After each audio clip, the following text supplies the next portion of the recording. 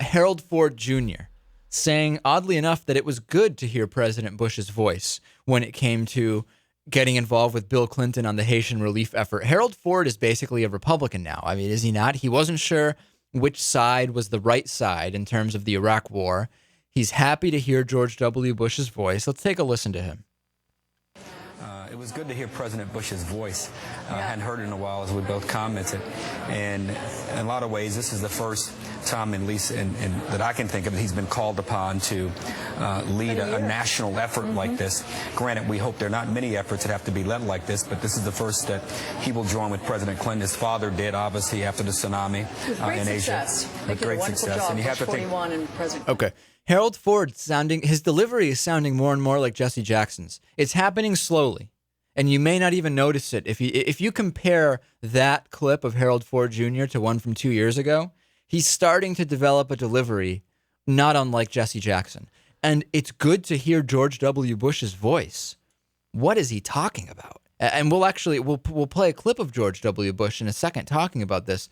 Since when? I can't imagine any circumstances where it's good from the point of view of someone like Harold Ford Jr. to hear George W. Bush's voice. New technologies enables to be able to drill like we've never been able to do so before. So George W. Bush saying we have to watch out for shysters when it comes to raising money for Haitian relief. Take a listen.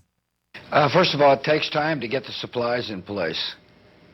But that shouldn't deter them. In other words, there's an expectation amongst people that things are going to happen quickly. And sometimes it's hard to make things happen quickly. Secondly, there is a great reservoir of goodwill that wants to help, and that's why he asked us to help, and we're glad to do it.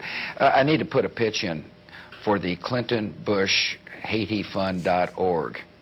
One of my concerns around any crisis is that shysters show up and take advantage of people's goodwill and generosity. Okay, so George W. Bush saying you got to tap out that URL there. We know Bush doesn't really get computers, right? And one of the things I've used on the Google is to pull up maps. But there is one good point here. Wyclef's charity. Have you heard about this?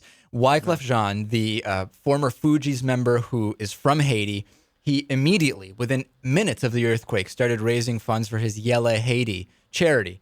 And they've raised a lot of money, but it turns out there's some questions here. Number one, the organization generally has a poor accounting history, but more importantly, it turns out a lot of that money is going straight to Wyclef or companies owned by Wyclef.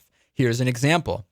In 2006, the charity paid $31,000 to rent Platinum Sound, a Manhattan recording studio that's owned by Wyclef. At the same time, he also received about $250,000 $100,000 for a concert he did for the charity. And you would think if you're Wyclef and it's your charity to raise money to send to Haiti, why do you get paid for the concerts you're doing? The concert that you put on for your own charity. The concert you put on for your own charity, you're paying yourself out of the donations.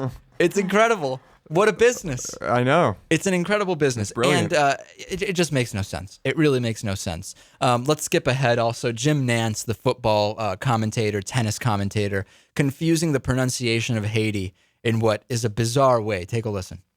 Ray on the hit.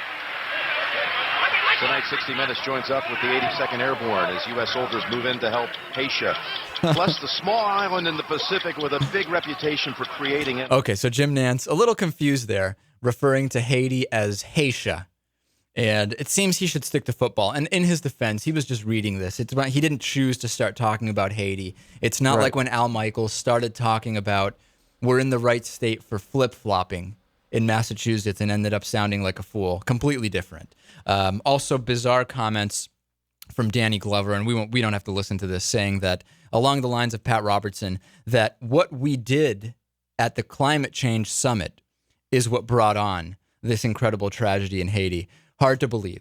We're going to take a break. Coming up next, we'll be talking to Ray Dranowski about the incredible election results here in Massachusetts with Scott Brown becoming a Republican senator. Midweek Politics with Dave Pakman on MidweekPolitics.com.